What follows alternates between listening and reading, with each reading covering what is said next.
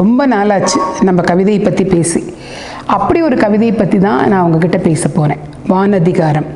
எழுத்தாளர் கவிஞர் ஆரோ எழுதியிருக்கக்கூடிய முதல் புத்தகம். ஆரோ திரு அருண்குமார் மகாராஷ்டிரா வங்கியில் மேலதிகாரியை பணிபுரிஞ்சிட்ருக்கிறாரு. அவருடைய முதல் புத்தகம். வள்ளுவர் சொல்லியிருக்கிறது மாதிரியே அதிகாரங்கள் பல இருக்குது. இவர் அதில் வானதிகாரம்னு சொல்லிட்டு மழை, மலை, மேகம், அதில் இருந்து கிடைக்கக்கூடிய அந்த இயற்கை, இதையெல்லாம் பற்றி மட்டுமே ஒரு கவிதை நூலை தொகுத்திருக்கார். மழையை ரசிக்காதவங்க யாராவது இருப்பாங்களேங்க? நிச்சயமாக இருக்கவே முடியாது.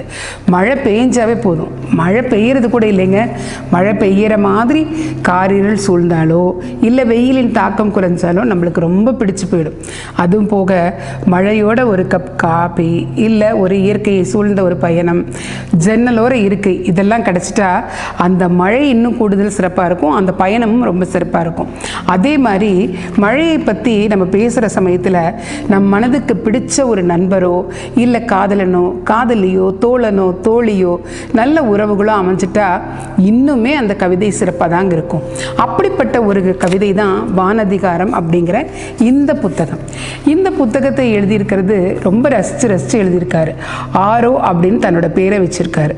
ஆரோகணம் அவரோகணம் கேள்விப்பட்டிருப்பீங்க இல்லையா? அதில் வரக்கூடிய ஆரோகணத்திலிருந்து எடுத்து தான் இந்த ஆரோங்கிற பெயரை வச்சிருக்காரு.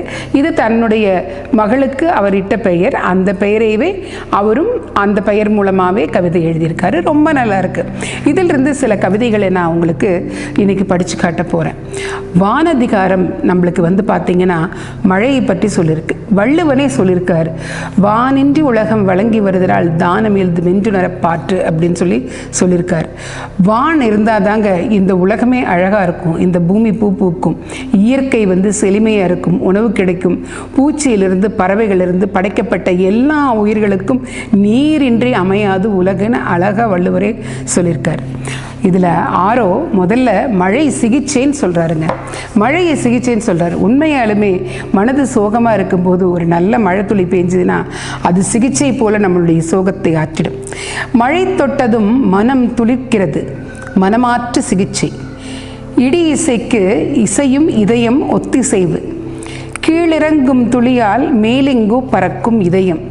பழகிப்போயினும் சில்லிட தவிரா மலை.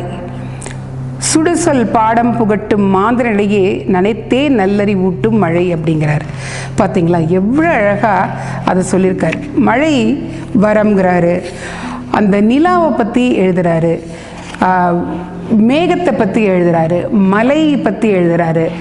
ரொம்ப அழகாக இருக்குது. இதில் மழை மனமும் மாண்பும் அப்படின்னு தலைப்பில் ஒரு கவிதைங்க.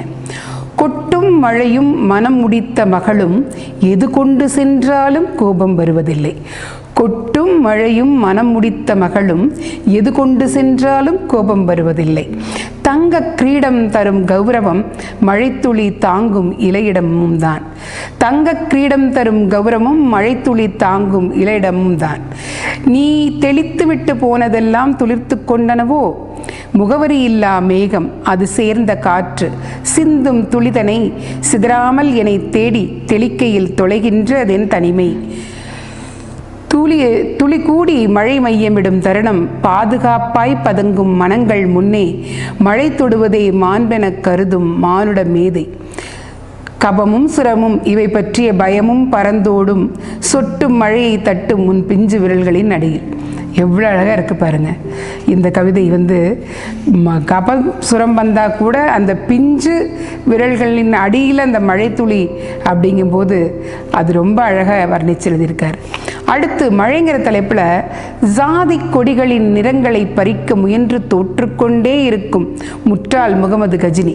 பக்கத்து வீட்டில் இருந்து அவள் விடும் காகித படகை என் கப்பலில் ஏற்றி என்னை குஷிப்படுத்தி அவளை நாணமுறச் செய்து என்னை மறுமுறை குஷிப்படுத்தும் மாலுமி. மழையோடு சேர்ந்த காற்று அவளது துப்பட்டாவை என் வீட்டில் சேர்த்தது.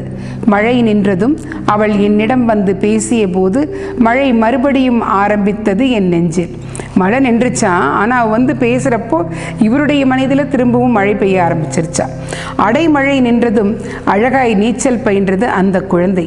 தன் குடிசைக்குள் பூந்த நீரில் காற்றுள்ள போதே தூற்றிக்கொள் அன்றைய பாடம் அதற்கு.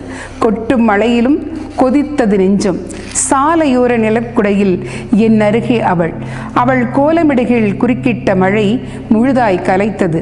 கோலத்தை மட்டுமல்ல, அவள் அழகை அல்ல, பேய் மழையில் மேல் ஜாதிக்காரன் வீட்டு சுவர் சாய்ந்தது.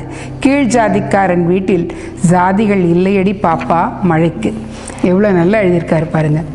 மழைக்கு ஜாதியே கிடையாதுன்னு சொல்கிறாரு. உண்மைதானே? நீர் அப்படிங்கிறது இந்த பூமியில் படைக்கப்பட்டிருக்கக்கூடிய எல்லா உயிர்களுக்கும் பொதுவானது. அந்த நீரை தாங்கி நிற்கும் மேகங்கள் மூலமாக பொழிகின்ற இந்த மழை பூமியில் விழுந்து மண்ணை மட்டுமல்ல, நம் மனதையும் குளிர்விக்கின்றது. மனதை குளிர்விக்கும் போதே இந்த உலகம் செழிப்படைவது போல நம் மனமும் செழுமையாகின்றது. மழை மிக கருணையான ஒரு கொடை, இயற்கை தந்த ஒரு கொடை. அதை வச்சு வானதிகாரம் எழுதியிருக்கிற ஆரோ அவர்களுக்கு என்னுடைய மனமார்ந்த வாழ்த்துக்கள். வாய்ப்பு இருந்தால் இந்த கவிதை புத்தகத்தை நீங்கள் வாசித்து பாருங்கள். ஏன்னா நான் இதில் உங்களுக்கு சொல்லியிருக்கிறது ஒரு 3 கவிதைகள் தான். இதில் நிறைய கவிதைகள் இருக்குது. ரொம்ப சிறப்பாக எழுதியிருக்காரு. வாழ்த்துக்கள் ஆரோ அவர்களே. நன்றி.